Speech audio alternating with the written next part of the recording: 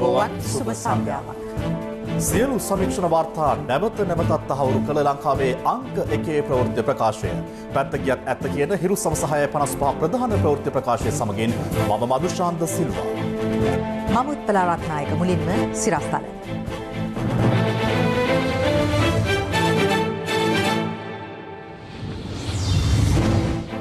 Covid හඳුනා ගැනීමට සරල රුධිර පරීක්ෂාවක්. ඒක ඉතාම පහසුවෙන් සහ තාමත් අඩු වියදමින් කිසිම ලැබොරටරි උපකරණයක් නැතුව නිකන් බෙන්ච් එකක කරන්න පුළුවන් ලාභම ටෙස්ට් එකක්. පිළිකාකාර කඩංගු තොගගෙන සමාගමට අයත් පොල්තෙල් බවුසර් දෙකක් දංකොටුවේ සංගවා තිබීදී සොයාගැනේ.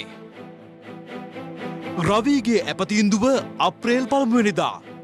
ස්වර්ණමහල් අධ්‍යක්ෂවරුත් යලි රිමාන්ඩ්. සැෂේ පැකට් ඇතුළු නිෂ්පාදන 4ක් හෙට සිට තහනම් කෙරේ. දසනකාන්තී චූර්ණය සහිත ලීවර් ආයුෂ් දන්තාලේපය දත්වල ඇති ප්‍රශ්න 10ක් වළකයි. වෛද්‍ය විද්‍යාවේ තවත් එක් පියවරක් ඉදිරියට තබමින් COVID-19 පහසුවෙන් හඳුනා ගැනීමේ නව ක්‍රමවේදයක් සොයා ගැනීමට බ්‍රිතාන්‍යයේ ඔක්ස්ෆර්ඩ් සරසවිය සමත් වී තිබෙනවා. මෙරට මහාචාර්යවරියක වන නිලිකා මලවිගේ මහත්මිය එම නව ක්‍රමවේදය සොයාගත් පරීක්ෂණ කණ්ඩායමේ සමාජිකාවක් වීම විශේෂත්වයක්.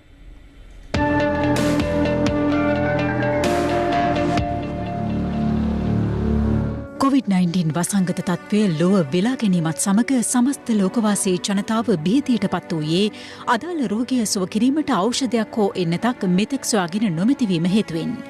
මේ නිසා අද වන විට ලෝපුරා 28 ලක්ෂයකට අධික ජනතාවක් ජීවිතවලින් වන්දි ගෙවා අවසන්. මෙවන් පසුබිමක ලෝ බොහෝ රටවල් වෛරසය මැඩ පැවැත්වීමට ඖෂධ මෙන්ම එන්නත් නිපදවීම කෙරෙහි අවධානය යොමු කළා. COVID-19 මර්ධනය සඳහා වඩාත් සාර්ථක එන්නතක් නිපදවීමට බ්‍රිතාන්‍යයේ ඔක්ස්ෆර්ඩ් සරසවියේ පරීක්ෂකින් පිරිසක් සමත් වුණේ වෛරසය හඳුනාගෙන වසරක් ඉක්ම යන්නටත් මත්තෙන්. ඒ අනුව ඔවුන් සංවර්ධනය කළ ඔක්ස්ෆර්ඩ් ඇස්ට්‍රාසෙනිකා එන්නත රටවල් රැසක කොවිඩ් මර්ධනය සඳහා යොදා ගැනෙනවා. කොවිඩ් ආසාදිතයින් හඳුනා ගැනීමට විවිධ ක්‍රම හඳුන්වා දී තිබූ අතර අධික මිල ගණන් යටතේ එම පරීක්ෂණ සිදු කර ගැනීමට ජනතාවට සිදු වුණා. නමුත් මෙම වෛරසය පහසුවෙන් හඳුනාගත හැකි ක්‍රමෝපායක් සොයා ගැනීමට මේ වන විට ඔක්ස්ෆර්ඩ් සරසවිය සමත්ව තිබෙනවා. ඒ මාස කිහිපයක සිට සිදු කෙරුණු පරීක්ෂණවල ප්‍රතිඵලයක් ලෙසයි. මෙරට මහාචාර්යවරියක වන නීලිකා මලවිගේ මහත්මියද අදාළ පරීක්ෂණ කණ්ඩායමට සිය දායකත්වය ලබා දීම විශේෂත්වයක්. මෙම පරීක්ෂණ කණ්ඩායමේ සෙසු සමාජිකයින් වන්නේ මහාචාර්ය ටවුන්සෙන්, ලීසා ස්මිත්, ජැක් ටැන් සහ ප්‍රමිලා රියාචන පිරිසයි. ඔවුන් තායිවානය, ඉන්දියාව, තායිලන්තය සහ ප්‍රංශය යන රටවල් නියෝජනය කළා. ඊට අමතරව බ්‍රිතාන්‍ය පරීක්ෂකින් පිරිසක්ද මේ සඳහා දායකත්වය ලබා දී තිබෙනවා.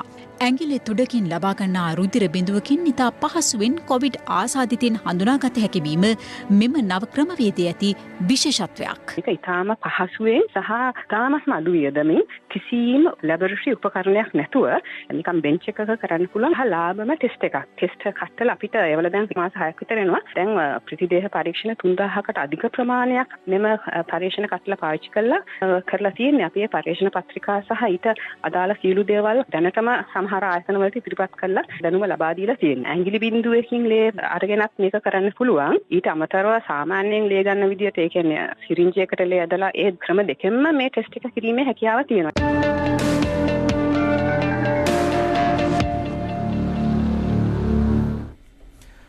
අනාගතයේ ශ්‍රී ලංකා නිදහස් පක්ෂ ආණ්ඩුවක් බිහි කිරීම සිය අපේක්ෂාව බව පක්ෂ සභාපති හිටපු ජනාධිපති මෛත්‍රීපාල සිරිසේන මහතා පවසනවා.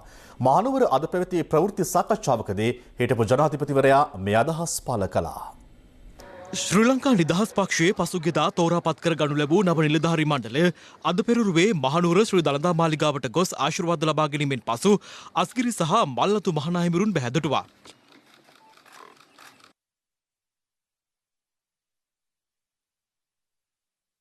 ඉන් පසු ශ්‍රී ලංකා නිදහස් පක්ෂයේ සභාපති හිටපු ජනාධිපති මෛත්‍රීපාල සිරිසේන මහතා ඇතුළු නිලධාරීන් මඩුල්ල ප්‍රවෘත්ති සාකච්ඡාවට එක් වුණා. දැන් පහුගිය පාර්ලිමේන්තු මැතිවරණය ගත්තාම മന്ത്രിවරු 14 දෙනෙක් පාර්ලිමේන්තුවට ආවා. විශේෂයෙන්ම පහුගිය පාර්ලිමේන්තු මැතිවරණේ නොයෙකුත් අභියෝග දුක් ගැහැට නින්දා අපහාස විඳගෙන අපේ മന്ത്രിවරු 14 දෙනාම ලේසියෙන් නෙමෙයි පාර්ලිමේන්තුවට ආවේ. එදා 8ට බැහැපු 77 ශ්‍රී ලංකා නිදහස් පක්ෂය 89 67ක් වෙලා 94 වෙනකොට ආණ්ඩුවක් පිහිටවන්න පුළුවන් වුණා නම් අපිට මේ පක්ෂය මේ රටේ ප්‍රධාන දේශපාලන පක්ෂයක් විදිහට ගොඩනගන්න කිසිදු බැරිකමක් නැහැ. ඒක නිසා අපේ බලාපොරොත්තුව අනාගතයේ දවසක අපි කොහොමද ශ්‍රී ලංකා නිදහස් පක්ෂයේ ආණ්ඩුවක් හදන්නේ. නව ව්‍යවස්ථාව සඳහා ශ්‍රී ලංකා නිදහස් පක්ෂය ඉදිරිපත් කළ යෝජනා සම්බන්ධයෙන් අදහස් පළ කළේ පක්ෂයේ ජ්‍යෙෂ්ඨ උපසභාපති අමාත්‍ය නිමල් සිරිපාල සිල්වා මහතායි. ජාතීන් හෝ වාර්ගිකයන් ලෙස පාසල් නම් කිරීම හෝ පාසල් පවත්වාගෙන යාම නොකළ යුතුයි. ද්විත්ව පුරවැසියන්ට කිසිම මැතිවරණයකට සහභාගී වීමට පුළුවන් කමක් නැහැ. රජයේ තනතුරු ලබා ගැනීමට පුළුවන් කමක් නැහැ. ඊළඟට විධායක ජනාධිපති ධූරය යම් ආකාරයකින් පවත්වාගෙන යන්නට. සුළු පක්ෂ කණ්ඩායම් වලට රටේ බරපතල ප්‍රශ්න පිළිබඳ තීරණ ගන්න අවස්ථාවකදී රාජ්‍ය නායකයාට බල කිරීමක් කිරීමට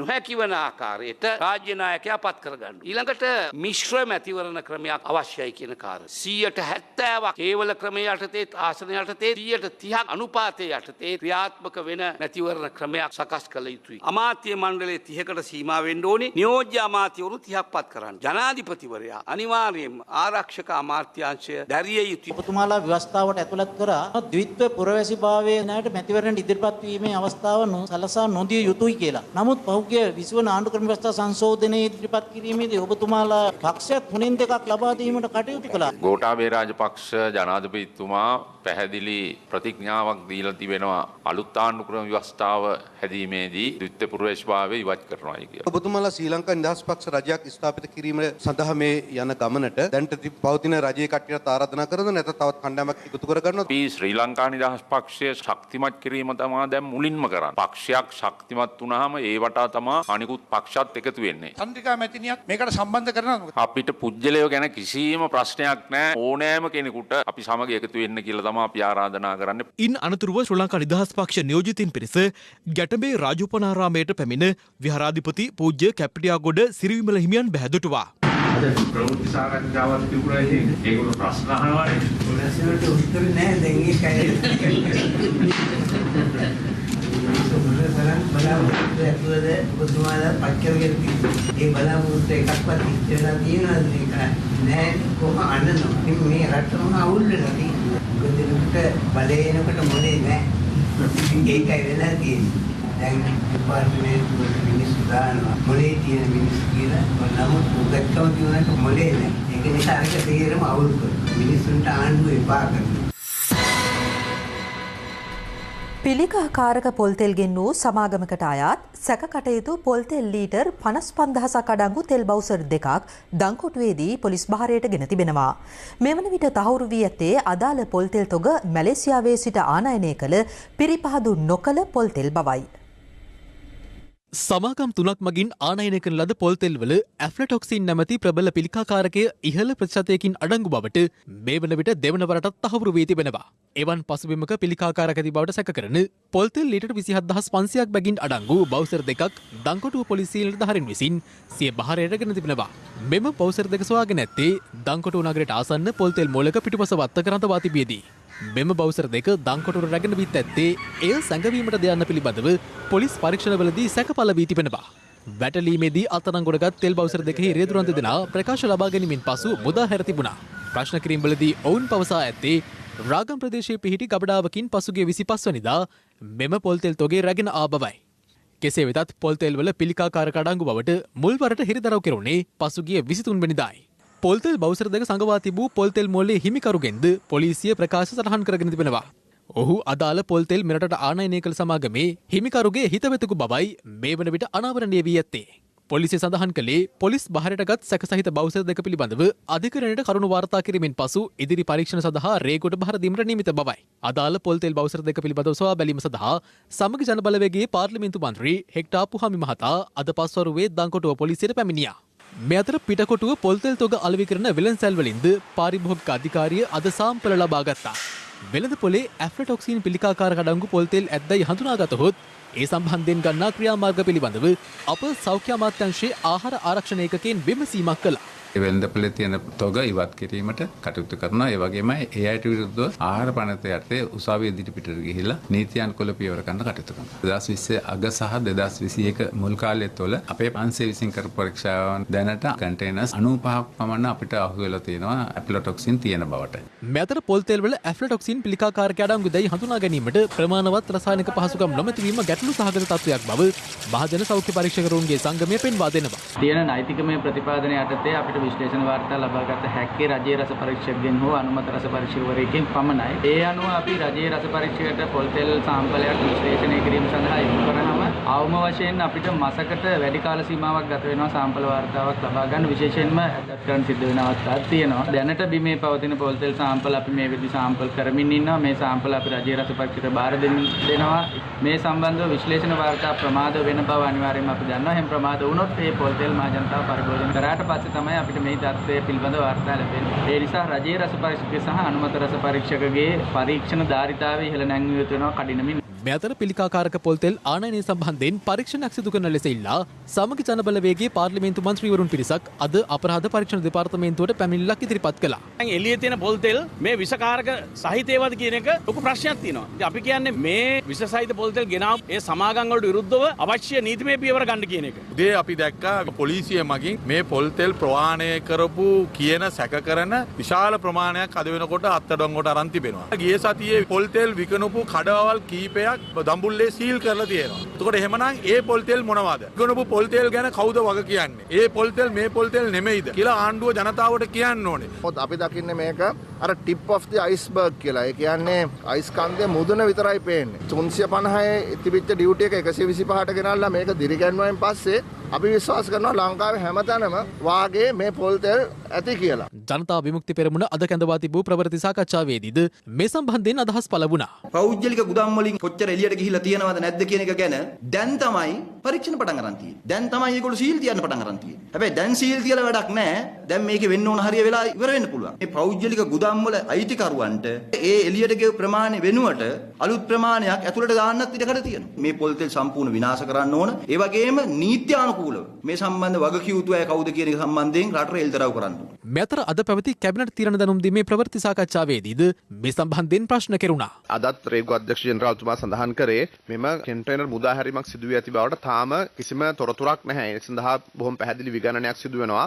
යම් හේකින් මේ හා සම්බන්ධයෙන් වැරදීමක් සිදු වෙලා තිබෙනවාද කියන කාරණේ පිළිබඳව රේගුව දැඩි ලෙස පරීක්ෂණ කරනවා. එම පරීක්ෂණ වලින් පසු බොහොම පැහැදිලිවම ඒ හා සම්බන්ධ වැරදිකරුවෙක් සිටිනවා නම් අපි ඊටාම පැහැදිලිවම ඒ සම්බන්ධ නීතිය ක්‍රියාත්මක කරනවා. අමතම දංකොටුව ප්‍රදේශයේදී තෙල් බවුසර් දෙකක් සංගවලා තිබිලා අහුවෙලා තියෙනවා කියලා වාර්තා වුණා. ඇත්තෙම අපට වාර්තා වෙලා තියෙන තොරතුරු අනුව නම් විස සහිත පොල් තෙල් අඩංගු කන්ටේනරයක් කොහෙන්වත් හමු වෙලා නැහැ. බවුසරයක්වත් එහෙම සැකයි කියලා යම් අය තොරතුරු දීම මත පරීක්ෂණ සිදු වෙනවා. ඒ වෙලාවේ විස සහිත පොල් තෙල් තිබුණු බවට මෙතෙක් තහවුරු වීමක් සිද්ධ වෙලා නැහැ. පිළිකාකාරක අඩංගු පොල් තෙල් පරිභෝජනය කර ජනතාව විපතට පත්වුවහොත් එහි වගකීම ආණ්ඩුව බාරගත යුතු බව විපක්ෂ නායක සජිත් ප්‍රේමදාස මහතා පවසනවා. මට්ටක්කුලිය කාකදූපතේ පැවති විපක්ෂ නායක ජංගම සේවයට එක්වෙමින් ඔහු මේ අදහස් පළ කළා.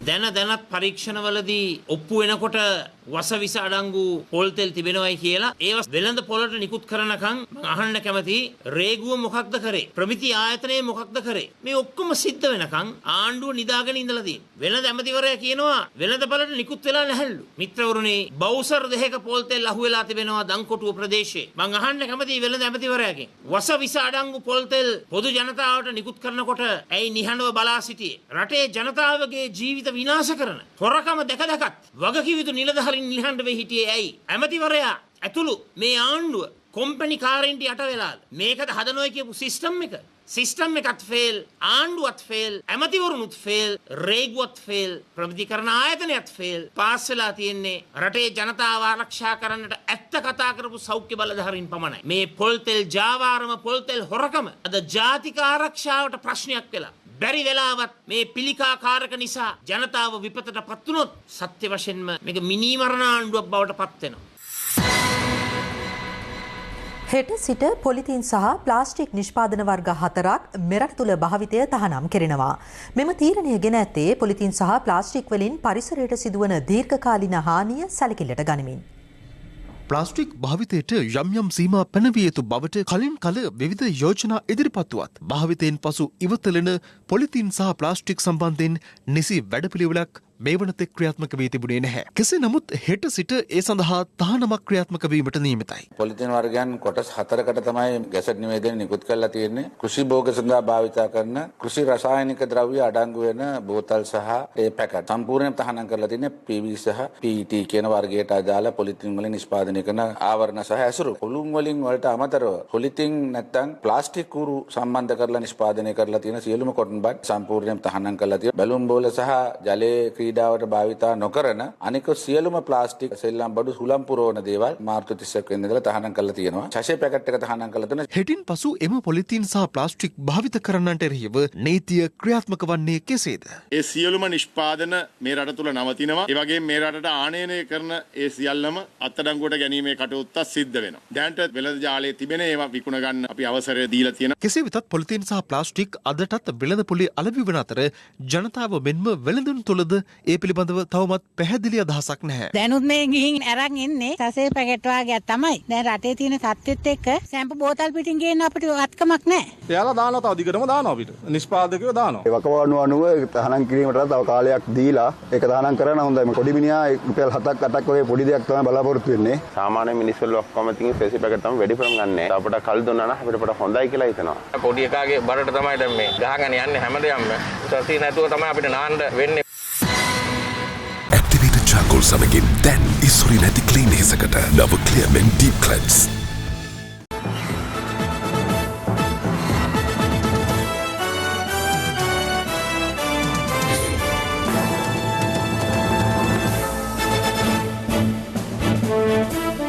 මීගමු කලපුවේ රොන්මඩ ඉවත් කිරීම සම්බන්ධයෙන් ගම්පහ දිසා වන නිලධාරිණී දේවානි ජයතිලක මහත්මිය අද ගම්පහ දිස්ත්‍රික් සම්බන්ධීකරණ කමිටුවේදී අදහස් පළ කිරීමත් සමග උණුසුම් තත්ත්වයක් හටගත්තා. ඒ කලපුව දීවරයන්ට ඕන විදියට දන්න පරක් වෙලා තියෙන්නේ වන සංරක්ෂණ දෙපාර්තමේන්තුවෙන් ඒ ඉතුරු වැඩ ටික කරන්න අවසරයක් දෙන්නේ නැහැ කියන එක තමයි දීවර අමාත්‍යාංශයෙන් කිව්වේ. දැන් අවුරුදු දෙකක් තිස්සේ ඒගොල්ලෝ ඕන තරම් කාලය තිබුණා කොටිවත් කරා. පොලිතීන් සහ අපද්‍රව්‍ය කලපුවට බෑර වෙලා තියෙනවා. මේක පිරිසුදු කිරීම සඳහා තමයි මේ ව්‍යාප්තිය ඇවිල්ලා තියෙන්නේ. දැන් මේ අයින් කරන එක සම්පූර්ණ නැවතිලා තියෙනවා. ත්‍යාගෘතියට තමයි අපි නඩුව දාලා තියෙන්නේ. එතකොට අපරාධ කරුවෙක් ඉන්නවා නම් අපරාධ කරුවෙකුට අපිට නිර්දේශයක් දෙන්න බෑ. අපි කතා කරන්නේ ඔය අධිකරණයේ තියෙන එක නෙමෙයි. ඔබතුමිය වලිගේ බාරකට කතා කරන්න එපා මෙතන. අපිට තියෙන එකම ගැටලුව නිලධාරියෙක් විදිහට වන අපරාධ කරුවෙකුට අස්තිකාරකව වනේ විනාශ වෙන්නේ නැහනේ. පරිසරයට හොදක් වෙන්නේ. කලපුවට හොදක් වෙන්නේ. එතකොට ඉස්සු හැදෙනවා. කකුල් හැදෙනවා. හැබැයි ඔබතුමිය දැන් අවුරුදු දෙකක් තිස්සේ මේක නවත්තගෙන ඉන්නවා කියන එකයි දීවර කියන්නේ. අවුරුදු දෙකක් තිස්සේ පස්තිවත් කරා නම් දැන් ඔය ප්‍රෝග්‍රෑම් එක කරලා. අද පස්තික ඉවත් නොකිරීම නිසා කඩලාන් පද්ධතියට සිද්ධ වෙච්ච මානිය ඒව පූර්ණය කරන්නේ කවුද? එතන බිලියන ට්‍රිලියන නෙමෙයි. ඕනේ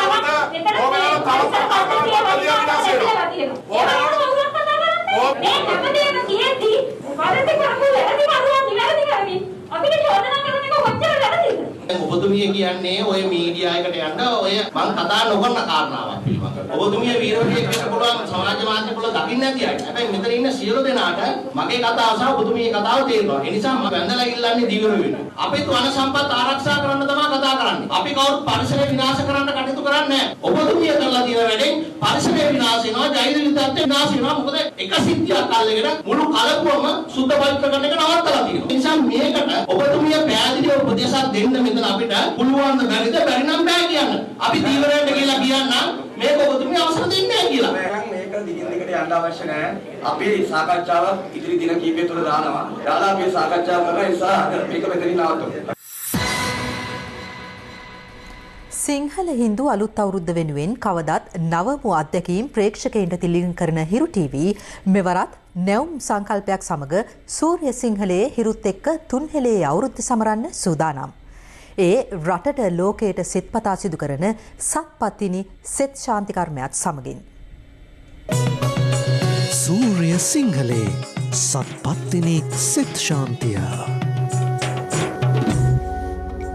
මෙවර සිංහල හින්දු අලුත් අවුරුද්ද ශ්‍රී ලාංකික ජනතාවට සැමරීමට සිදුව තිබෙන්නේ ගෝලීයව පැතිර යන වෛරස් වසංගතයක අවදානමත් සමගයි. ඉන් ආරක්ෂා වීමට විද්‍යාත්මක ක්‍රම සහ සෞඛ්‍ය නිර්දේශ පිළිපදින අතරතුර ජනතාවට දේව ආශිර්වාදය ලබා දෙමින් රටට සෙතක් ශාන්තියක් ප්‍රාර්ථනා කිරීමට හිරු TV හිරු FM එක්ව සත්පත්තිනි සෙස්ශාන්තිය පවත්වනු ලබනවා. සත්පත්තිනි දේවමෑණියන් වදුරු වසංගත රෝගවලදී බෞද්ධ මෙන්ම අබෞද්ධ ජනතාවටත් බොහෝම පිහිට වෙන පින්වත් දේවතාවියක්. මේ මුළු ලෝකයටම ඇති වෙලා තිබෙන COVID-19 නැමැති වදුරු වසංගතය දුරු කර ගැනීම අපි කාගේත් යුතුයකමක්. තිසරණ පළමු කොට යසතෙද පතිනි. හිරු මාධ්‍ය ජාලයේ සභාපති රේනෝ සිල්වා මහතාගේ සංකල්පයක් මත අප්‍රේල් 14 අලුත් අවුරුද්ද දිනේ මධ්‍යම රාත්‍රියෙන් සත්පත්තිනි ශාන්ති කර්මය ආරම්භ කිරීමට නියමිතයි. පත්තිනි මෑණියන් ප්‍රමුඛ දෙවි දේවතාවුන් උදෙසා දේව දානය පූජා කිරීමද එදින සිදු කරන අතර එහි වැඩ කටයුතු හෙට පෙරවරුවේ යෙදෙන සුබ මොහොතින් ආරම්භෙන්නේ හිරු මාධ්‍ය ජාලයේ සභාපති රේනෝ සිල්වා මහතාගේ ප්‍රධානත්වයෙන්. දේව දානය සකස් කිරීමට අවැසි අලුත් සහල් හෙට සිට අප්‍රේල් 9 වෙනිදා දක්වා මුළු රටෙන්ම සම්මාදන් කිරීම සිදු කරන අතර එම පින්කමට එක්වීමට ඔබටත් අවස්ථාව පවතිනවා. රට පුරා විහිදී යන මාර්ග 3ක් ඔස්සේ දින 10කදී සහල් සම්මාදන් කිරීම සිදු කරන අතර එක් මාර්ගයක් අනුරාධපුර රුවන්වැලි මහා සෑය අසලින් ආරම්භ වී කරුලගැස්වැව, ආනමඩුව, තලාව, දඹුල්ල, කුරුණෑගල, ගිරිඋල්ල, දිවුලපිටිය හරහා ගම්පහතෙක් පැමිණෙනු ඇති. දෙවැනි ගමන් මාර්ගය මහියංගන රජමහා විහාරය අසලින් ආරම්භ වී පොළොන්නරුව, ගිරිතලේ, මාතලේ, ගම්පොළ, හංවැල්ල, යක්කල, හෝමාගම හරහා පැමිණ මහ ඉංගිරියෙන් අවසන් කිරීමට නියමිතයි.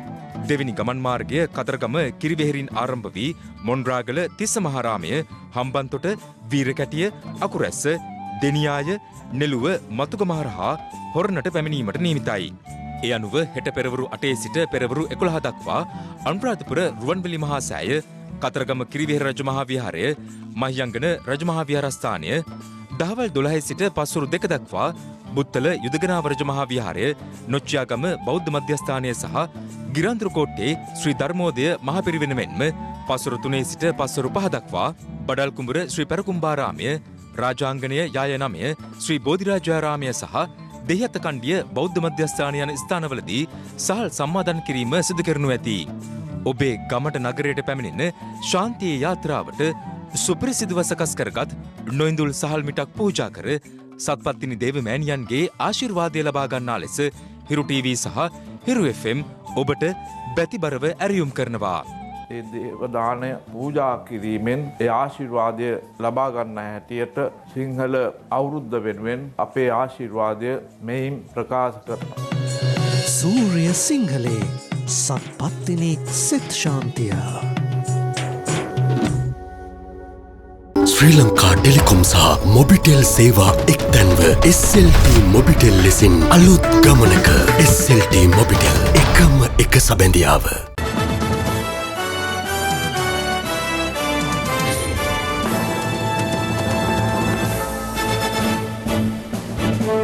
දැන් තවත් දේශීය පුවත් කිහිපයක් සමගින් රටවටා හිරු. රටවටා හිරු.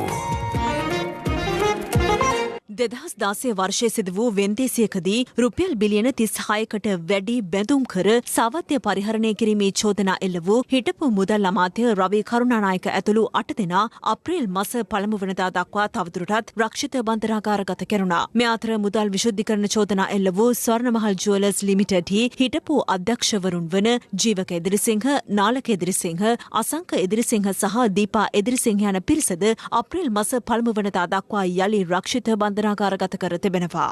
තිරිංගුවට බව පවසා ඉන්දියාවේ සිට නීති විරෝධීව මෙරටට ගෙන් වූ උඳු කිලෝග්‍රෑම් 58,000ක් ශ්‍රී ලංකා රේගුව භාරයට ගෙන තිබෙනවා.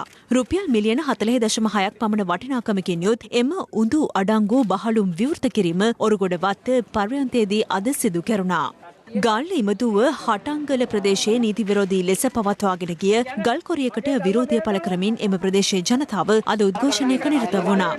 එම ස්ථානයේ ශේෂ්ත්‍ර පරීක්ෂාවකට පැමිණි පරිසර සංවර්ධන අධිකාරියේ භූවිද්‍යා හා පතල් කැණීම් අංශය නිලධාරීන් ප්‍රදේශවාසීන්ගේ දැඩි ඉල්ලීම මත මෙම ගල් කොරියේ වැඩ තාවකාලිකව නැවැත්වීමට කටයුතු කළා. කිරුළපන හයිලෙවල් පාරේ ධාවනය වෙමින් තිබූ ත්‍රීරෝද රථයක හටගත් කාර්මික දෝෂයක් හේතුවෙන් එය හදිසියේ ගිනි ගැනීමකට ලක්වන ආකාරයයි මේ. ත්‍රීරෝද රථයේ ගමන්ගත් පුද්ගලයාට කිසිදු හානියක් සිදුව නොමැති අතර ගින්න නිවීම සඳහා ගිනි නිවීමේ රථ දෙකක්ද එම ස්ථානයට පැමිණියා.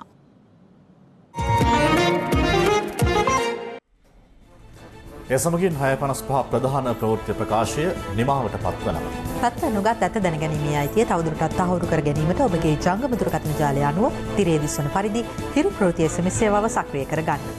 නැවත හමු වෙමු රාත්‍රී 9:55ට. ආයුබෝවන්.